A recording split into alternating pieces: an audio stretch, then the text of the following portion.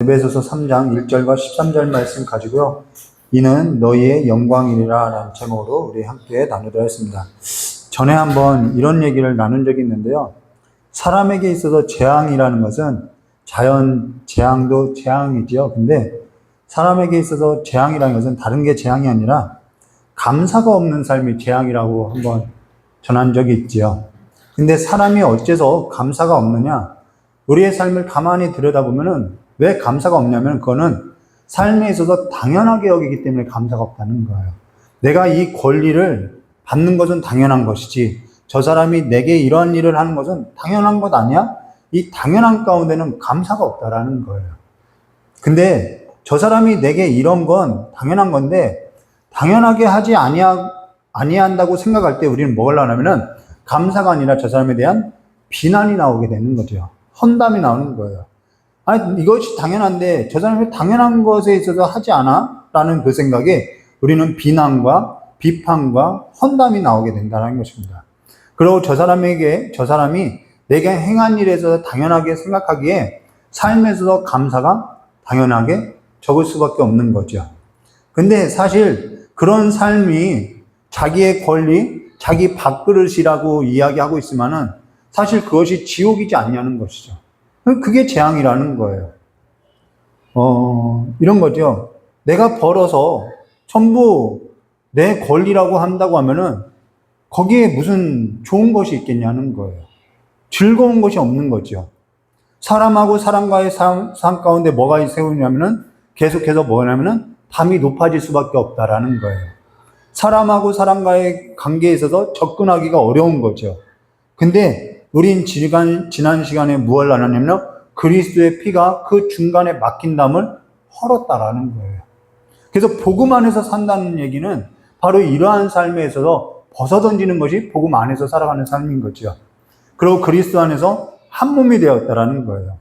요즘 저녁 시간에 교회에 나와서 기도하는 한 가지가 있는데요. 그게 뭐냐면은 이 교회를 위해서 기도하는 거예요. 교회 안에 험담이 없게 해달라는 기도를 하게 되는 거예요. 우린 지난 설교 때 우린 그리스도 예수 안에서 한 몸이라고 성교적인 삶에 있어서 함께 부름을 입은 하나님의 권속이고 하나님의 지체이고 하나님을 예배하는 신앙 공동체라고 우리가 지난 시간에 나눴다는 거죠. 근데 여기에 있어서 인식이 부족한 거예요. 그리스도 안에서 함께 지어져가는 그 모습에 보면은 우리는 완성된 어떠한 건물이 아니라 공사 중인 그러한 모습이 있는데 그러한 모습을 보고선 험담을 하고 비난을 하고 여기 아니면 뭐 다른 교회는 없느냐 하면 떠나는 일이 적지 않은 것이죠. 그리스도께서 부르신 그 일에 있어서 인식이 적으니까 직분도 때려치는 거예요. 물론 신앙이 자라지 아니할 때는 자기 기반의 삶을 두기 때문에 그러한 일이 우리 삶 가운데 있을 수밖에 없다라는 거예요. 근데 단단한 식물에 있어서 먹을 때가 지났는데도 불구하고 아직 그러한 삶에 있어서 내가 있다는 것은 내 삶의 기반을 그리스도의 그 복음 안에 둔 삶이 아니라 밖에 두고 있다는 것을 우리가 인식을 해야 하는 거죠. 네, 바로 그 얘기를 하고 있다는 거예요. 하나님의 권속 울타리 안에 둔 삶이 아니라는 거죠. 그러면은 우리가 지난 설교에 이어서 오늘 우리가 함께 볼 것은 바울이 지금까지 복음이 뭔지에 있어서 이야기했는데 바울이 이제는 복음과 이제는 삶, 이 에베소서는 1장과 2장은 복음이 뭔지에 있어서 이야기하고 그 복음의 능력이 뭔지 이야기하고요. 4장과 6장은 삶에 관해서 이야기하는데 이 3장은 이 바울이 이 중간에 다리 역할로서 뭔가 강조하는 바가 있다라는 거예요. 그 강조하는 바가 뭔지 지난 시간에 이어서 함께 나누도록 하겠습니다. 1절 말씀 보도록 하겠습니다. 이러므로라는 것은 앞에 있는 그 복음에 관한 능력을 지금 다 수용하고 나서 이러므로라는 거죠. 이러므로 그리스도 예수의 일로 너희 이방인을 위하여 갇힌 자 된 나 바울이 말하거니와 여기 가만히 보게 되면요. 평소 바울이 쓴 말이나 평소 바울이 쓴 글과는 좀 사뭇 다른 모습을 볼 수 있어요. 그게 뭐냐면요. 여기 예수일로 이방인을 위해 갇힌 나 바울이 말하거니와 나 바울이 말하거니와 이런 표현이라는 거예요. 우리 사실 바울이 쓴 글이나 말에 보면은 그가 잘 사용하지 않는 말이죠. 나 바울이 말한다? 뭐 이런 표현은 잘 쓰는 말이 아니라는 거예요. 근데 8절만 보더라도요. 8절, 그 뒷절이죠. 8절만 보더라도 모든 성도 중에 지극히 작은 자보다 더 작은 자에게 이 은혜를 주신 것은 측량할 수 없는 그리스도의 풍성함을 이방인에게 전하게 하시고, 자기를 극도로 낮추는 글과 표현을 쓰는 사람이 바울이라는 거예요. 나는 죄인 중에 괴수다, 이런 표현을 쓰는 것이 바울인데, 나 바울이 말하거니와 라는 것은 지금 무엇을 강조하려고 말하고 있다라는 거예요. 여기에 두 가지를 강조하고 있는데, 그 한 가지는 뭐냐면 그리스도 예수의 일로 내가 갇혔다라는 거예요. 그리스도 예수의 일로 갇혔다. 또 다른 하나는 이방인을 위해서 갇혔다라는 거예요. 이 두 가지를 강조하기 위한 거죠.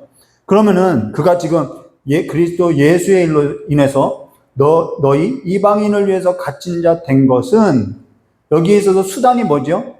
지금 사도 바울이 그리스도 예수의 일과 이방인을 위한 일이 있어서 지금 어떠한 수단이 되었냐면 갇힌 것이 수단이 됐다라는 거예요. 무슨 말이냐면 갇혔다라는 것은 지금 바울이 환난과 고난을 겪고 있다라는 것이죠. 옥에 갇혔다라는 거예요. 그러니까 고난이라는 것을 수단으로, 환난이라는 것을 수단으로 해서 그리스도의 예수의 일과 이방인을 위한 일로 인해서 그리스도의 복음이 지금 증거되고 있는데, 그 증거되는 수단이 뭐냐면은 내가 환난을 당하고 있다라는 거예요. 환난과 고난이 지금 수단이 되고 있는 거예요. 여러분, 하나님의 일인데 고난이라는 것이 수단이 되고 있다라는 거예요. 이상하잖아. 우리는 하나님의 일이라면 고난이라는 것은 수단이 될 수 없다고 이야기했는데, 지금 성경은 하나님의 일이 고난이라는 수단을 통해서 지금 이루어지고 있다라는 거예요. 환난이라는 수단을 통해서 이루어지고 있다라는 거예요. 그러고 나서 좀 더 사도 바울이 쓴 글에 있어서 보게 되면 2절에 이렇게 말씀하죠. 너희를 위하여 내게 주신 하나님의 그 은혜의 경륜을 너희가 들었을 터이라. 여기 너희를 위한 내게 주신 하나님의 그 은혜의 경륜을 할 때 여기 경륜이 나오죠. 근데 우리가 앞서서 경륜에 있어서 또 한 차례를 본 적이 있죠. 에베소서 1장 9절 말씀 보시면은 그 뜻의 비밀을 우리에게 알리신 것이요 그의 기뻐하심을 따라 그리스도 안에서 때가 찬 경륜을 위하여 예정하신 것이니, 여기도 경륜이 나와요. 근데 단어는 같아요. 똑같은 단어를 썼는데 문장에 있어서 의미는 다르다라는 거예요. 해석이 다른 거죠. 자, 에베소서 1장 9절에서 말하는 경륜은 하나님의 아주 커다란 경영을 말하는 거예요.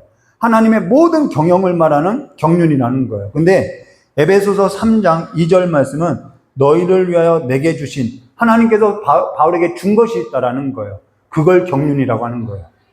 너희를 위하여 내게 주신 하나님의 그 은혜의 경륜, 여기서 말하는 경륜은 직분을 말한다는 것입니다. 직분이 경륜이라는 거예요. 하나님의 경륜이라는 거예요.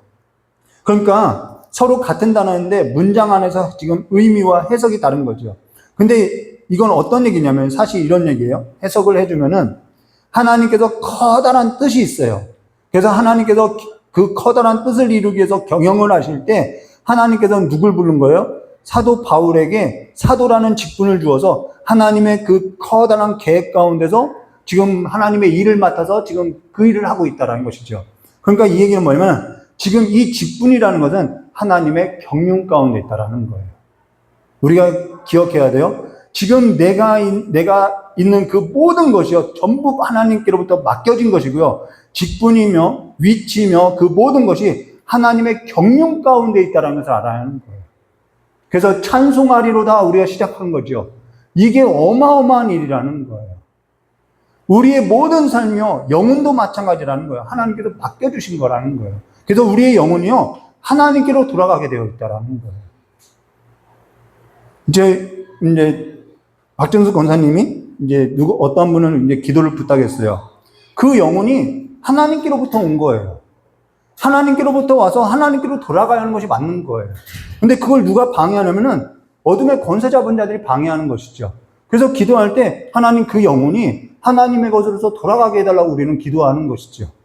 직분도 위치도 전부 하나님께서 우리에게 맡겨준 거라는 거예요. 전부 하나님이 주인이고요. 하나님께로 돌아가게 되어 있다는 거예요. 자녀도 마찬가지요. 그런 의미에서 삶에 있어서 나는 어떠한 삶의 자세와 태도를 가지고 서야 하냐는 거예요. 이 얘기를 하는 거예요. 내가 복음을 받아들였어요. 그러면은 나는 어떠한 삶의 자세와 태도를 가지고 서야 하겠냐는 거죠. 가령 남편 밥을 지을 때도 저 사람 까다로워, 입맛이 까다로워 하면서 어쩌다가 내가 저런 사람을 만나서 내 팔자 저 삼시세끼 하면서 이렇게 밥을 짓는 것과 이 태도가 다른 거죠. 또 환경미화하는 일도 마찬가지라는 거예요. 어떤 그 환경미화하니 그런 얘기를 해요. 당신이 이 일에 있어서 부끄럽지 않냐고 했더니 아니요, 나는 지금 지구의 한 모퉁이를 청소하고 있다라고 이야기하는 거예요. 자세가 다른 거죠. 하나님께서 내게 그 일을 맡겨줬다고 하는 거예요. 저 사람 하나님께서 나에게 짝을 줬다고 이야기하는 거예요. 저희 아내하고 이혼 숙녀 캠프를 보면서 야, 그래도 저 사람 짝이니까 데리고 산다. 남이면 못 산다. 나는 못 산다라고 이야기하는 거예요. 그러니까 하나님이 전부 짝 지어준 거라는 거예요. 식당에서 교회 그 식당 봉사도 마찬가지죠. 교회 안에서도 마찬가지잖아요. 식당에서 헌신해도요. 하나님 가족, 하나님의 권속에 있어서 먹을 식사라고 한다면은 모든 주권이 하나님께서 나왔다고 하면은 그 주권자가 이 식탁을 마련해 놓았고 나는 여기에서도 나는 직분을 맡아서 이 일을 하고 있다고 하면은 내가 이 식당 봉사를 어떠한 자세로 하겠냐는 거예요. 이 삶을 대하는 태도가 달라질 수밖에 없는 거죠. 사실 삶에 있어서 이건 너무나 중요하다는 거예요. 사실 가정도 그렇고요. 교회도 그렇고요. 직장도 같다라는 거예요. 여기에서 감사가 있냐는 거예요. 사실 직장이 뭐라 해도요. 그 직장이 있으니까요. 내가 지금 먹고 살아가고 있는 거예요. 뭐라 해도요. 이 나라가 있으니까요. 이 나라가 있으니까요. 내가 보호받고 살아가고 있는 거예요. 그리고 선교만, 하나님의 일만, 아니 선교만, 목회자만, 교회만 하나님의 일이라고 하는 가끔 그런 구분론적인 설교를 하는 경우도 있는데 아니요. 전부 하나님께서 맡기신 일이라는 거예요. 밥하는 것도 하나님이 맡겨주신 일이죠. 남편, 아내, 엄마, 아빠, 자녀, 학생, 군인 전부 어떠한 자세로 서야 하냐는 거예요. 교회도 이런 거예요. 이 교회 아니면 이제는 직분도 무서울 게 없는 거예요. 직분도 맡겨준 건데 직분도 무서운 것이 없는 거예요. 사실 하나님 보실 때는 전부 다 똑같은 건데 같은 건데 가치면에서 같은 건데 교회 안에 계급이 있을 수 있냐는 것이죠. 근데 계급이 있다고 이야기하는 거예요. 전부 같은 거예요. 가치는 같아요. 헌금위원이나 여기서 설교하는 사람이나 하나님 보실 때는 똑같은 일을 하고 있는 사람이라는 거예요. 가치면에서는요. 그리고 똑같이 전부 다 중요한 일을 하고 있다는 거예요. 여러분 시계가 있는데 저 시계 안에 톱니바퀴 작은 것, 이거 보잘것없네 버리면은 시계가 멈춰버리는 거죠. 중요하지 않는 것이 없어요. 쓸모없는 것이 없어요. 전부 쓰여지는 거예요. 사실 이런 신앙에 있어서 자세가 서지 아니할 때 우리는 삶에서요 혼란이 오는 거예요. 혼란이 오는 거죠. 신앙에 있어서 중요한 게 뭐냐면은 자리를 지키는 삶에 있다라고 이야기하는 거예요. 내 위치를 지키는 삶에 있다라는 거예요. 그 인식, 그 위치를 떠나는 것이 뭐냐면은 거기서부터 문제가 발생하는 거죠.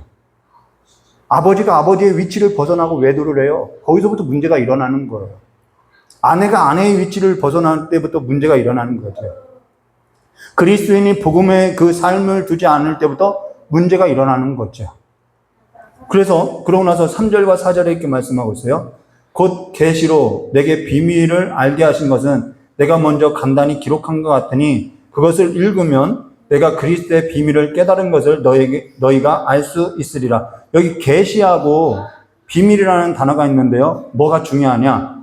계시가 중요하다. 아니면은 비밀이 중요하다. 묻게 되면은 부끄러울 수 있지요. 틀릴 수 있으니까요. 이 계시라는 것은 두 가지가 있어요. 일반 계시가 있고요. 특별 계시가 있어요.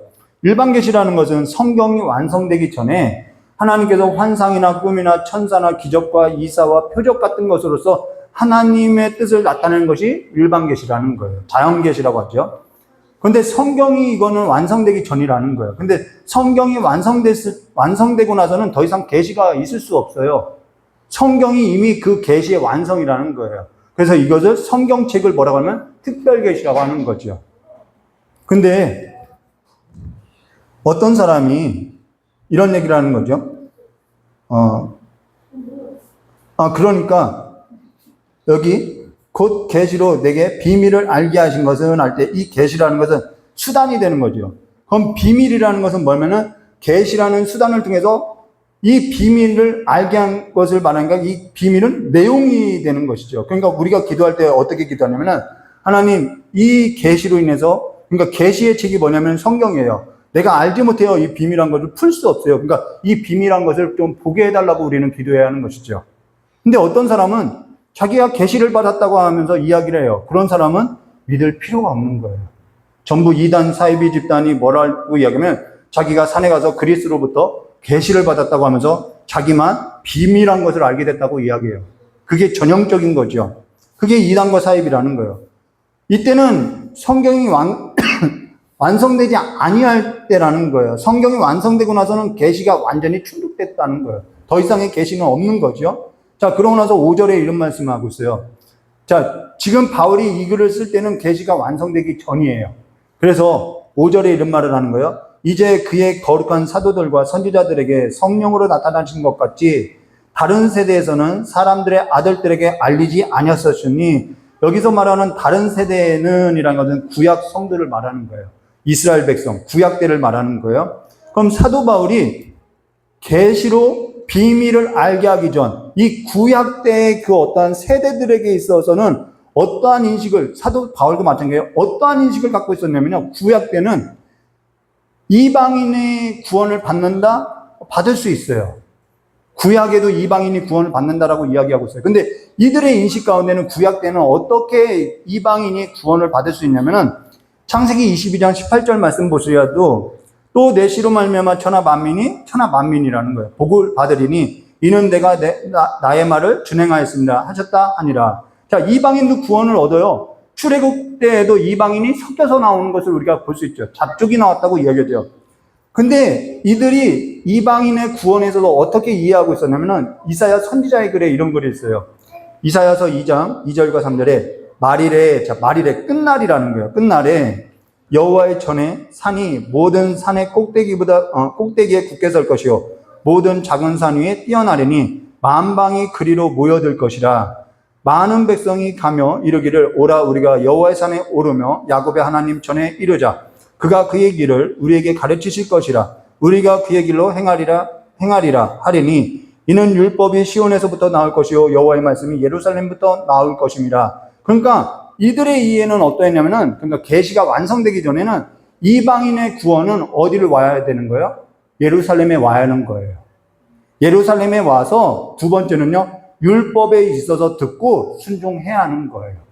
이것이 이들이 갖고 있는 구원에 대한 이해였다는 거죠. 그러니까 개종을 해야 하는 거죠. 근데 사도 바울이 계시로서 비밀한 것을 알게 됐다라는 거예요. 그런데 이 성전이, 예루살렘 성전이 누구예요? 예수 그리스도라는 거예요. 그분으로부터 말씀이 나오고 그분으로부터 나오는 거예요. 그리고 아브라함의 씨라는 것은 예수 그리스도를 말하는 거예요. 이삭을 말하는 것이 아니라 약속의 자손 예수 그리스도를 말하는 거예요. 그래서 6절에 이렇게 말씀하고 있는 거죠. 6절. 이제 사도 바울이 계시로 비밀을 알게 된 것이 뭐냐면 6절이에요. 이는 이방인들이 복음으로 말미암아 그리스도 예수 안에서 함께 상속자가 되고 함께 지체가 되고 함께 약속에 참여한 자가 됨이라라는 거예요.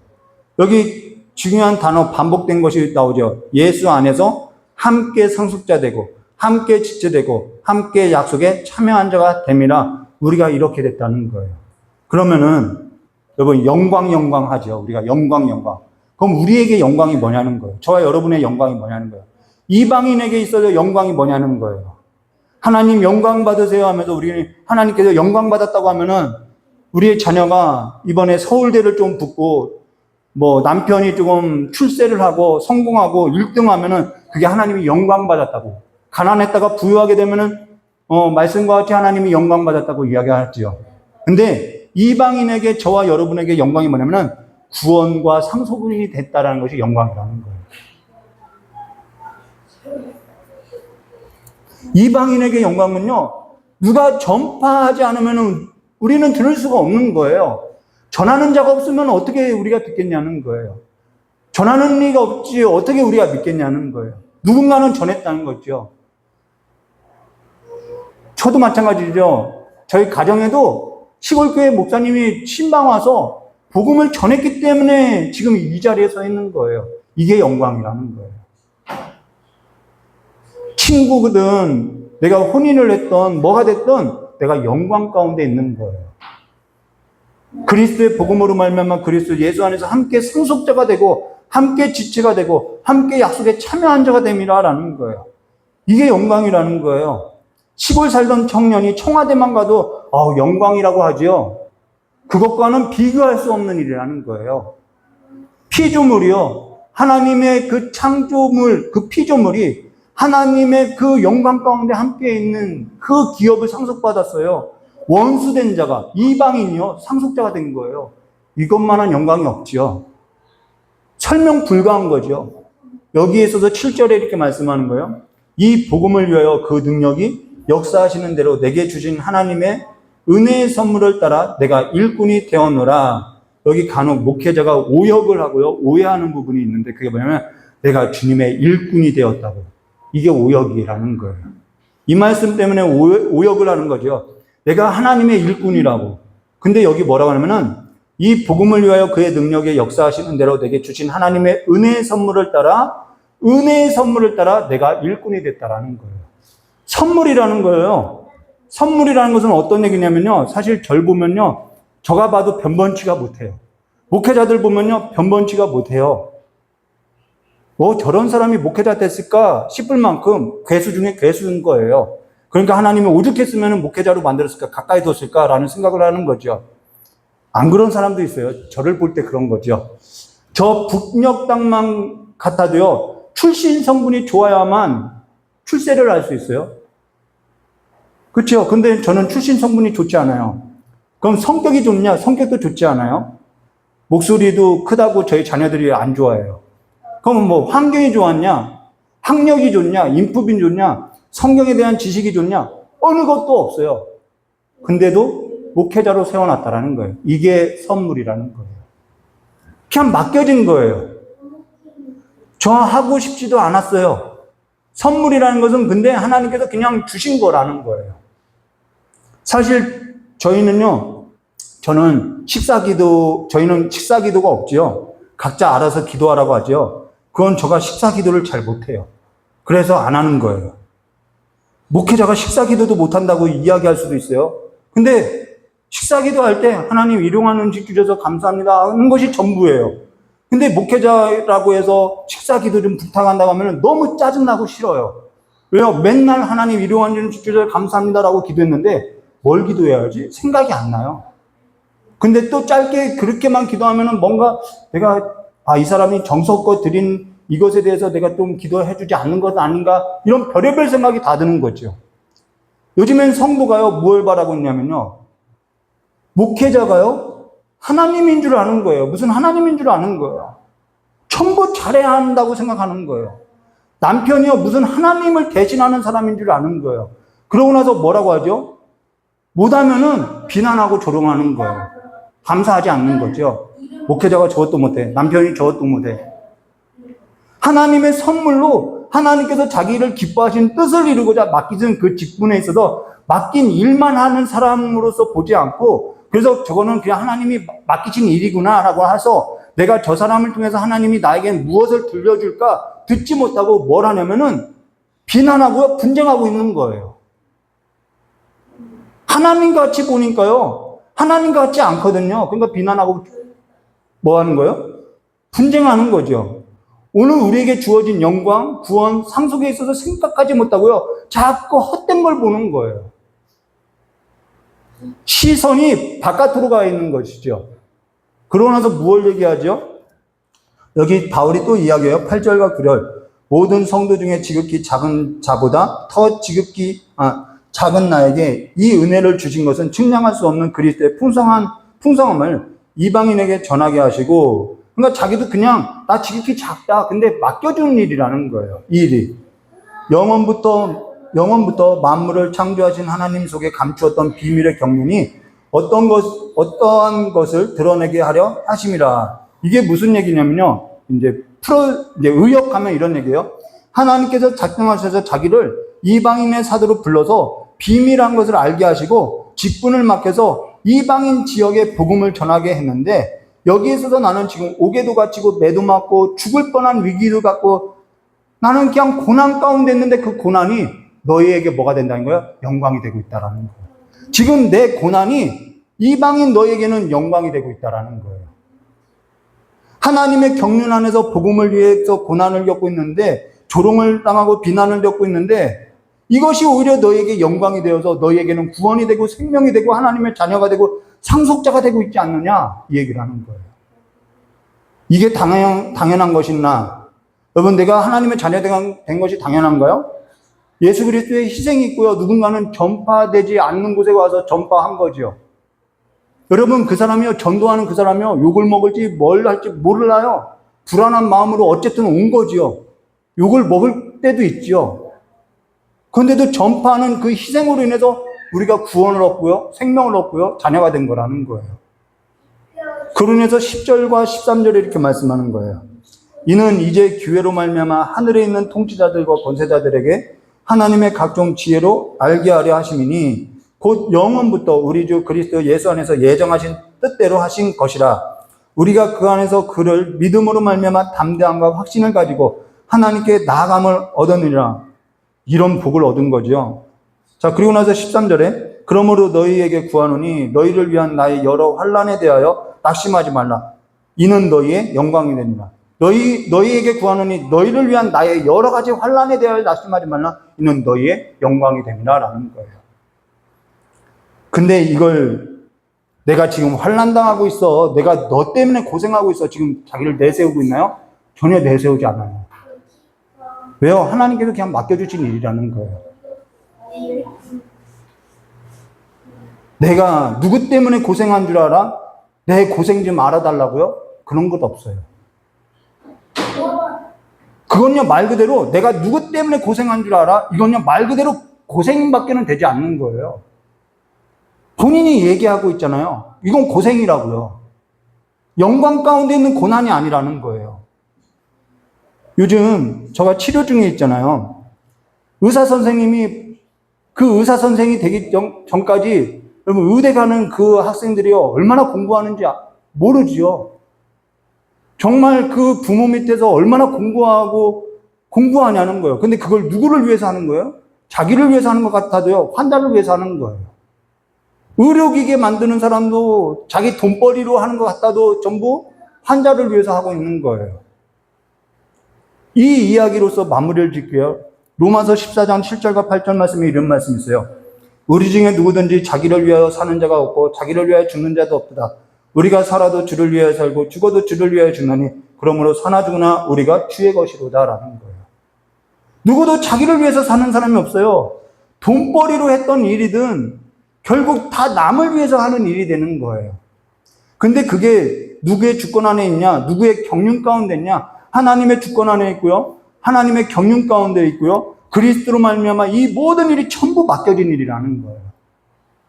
근데 내가 널 만나서 내가 너니까 너하고 살지. 넌 또 자녀에게 넌 누구 닮아서 그러니? 이게 재앙을 만난 삶이죠. 복음 안에서 사는 삶이 아니라는 거예요.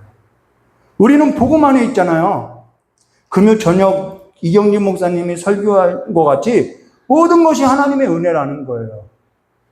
누군가는 희생과 헌신과 섬김이 지금 내게 있어서 영광이 되고요. 그 영광이 되는 삶이요. 내 삶 가운데 하나님의 나라에 하나님의 일로서의 지어져가는 확장이 되고 있다는 거예요.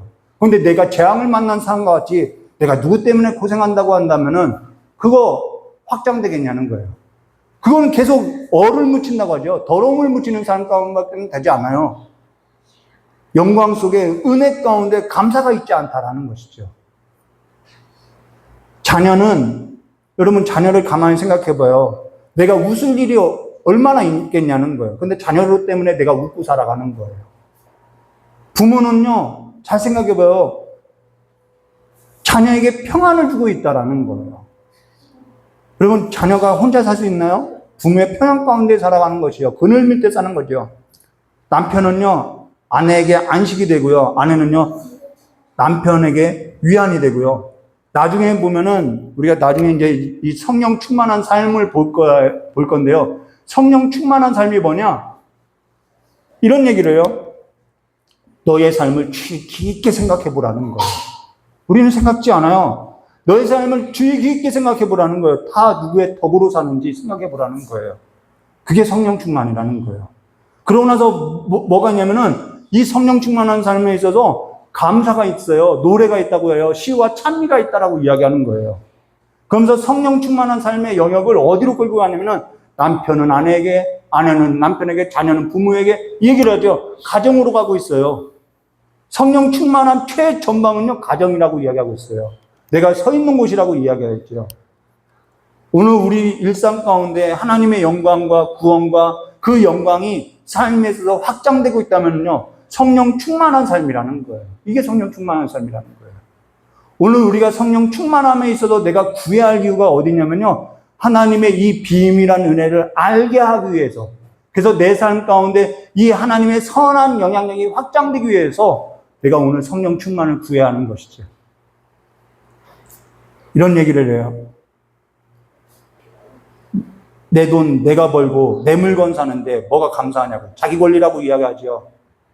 근데 그 알바생이 없다면요, 내가 돈이 있어도요, 혜택을 누릴 수 있나요? 못 누려요. 그 사람의 어떠한 헌신의 덕으로서 내가 돈을 갖고요, 혜택을 누릴 수 있는 거라는 거예요. 우리는 누군가로부터의 그 어떠한 사람으로부터의 덕을 받고 있다라는, 혜택을 받고 살아가는 거예요. 그러니까요, 알바생에게도요, 편의점 알바생에도요, 나오면서 뭐라고 하는 거예요? 내 돈 내가 주고 사는 것이 아니라 그 사람의 그 헌신으로 인해서 내가 이것을 혜택을 누리기 때문에 감사합니다라고 이야기했다는 거죠. 삶이 다를 수밖에 없어요. 기름 넣어주는 그 아저씨에게도 감사합니다라고 밖에, 내 돈을 쓰는데도 감사가 나오는 거죠. 우리가 지금 서 있는 것은요, 그리스도의 은혜지요. 그리스도의 그 피로 세워진 그 은혜이고요. 아버지의 그 사랑 때문이었고요. 성령 하나님이 우리의 삶 가운데 내주하셔서 우리의 삶 가운데 이 서로가 누군가를 섬기고 있다라는 그 삶에서도 눈을 뜨게 하셨기 때문에, 어두웠던 우리의 눈을 뜨게 하셨기 때문에, 저 아내가, 자녀가 있기 때문에, 저 사람들이 있기 때문에 내가 여기 서 있구나라는 것을 보게 되는 것이죠. 그래서 뭐가 되는 거예요? 화평함이 되는 거예요. 오늘 저와 여러분의 삶이 여러분, 오늘날 그리스도인이 그리스도인 같다고 이야기하지 않아요. 왜요? 이 복음의 능력을 모르니까요. 내가 내 권리로서 살아가니까요. 그러니까 그리스도인이 그리스도인 같지 않다고 이야기하는 거예요. 오늘 저와 여러분이 이 영광을 얻었다면 이 영광 가운데 살아가는 삶이 무엇인지 눈을 뜨고 이 비밀한 것을 알고 살아가는 성도가 되시기를 주님의 이름으로 축원드립니다. 같이 기도하도록 하겠습니다. 좋으신 하나님 아버지, 이제는 그리스도의 사람으로서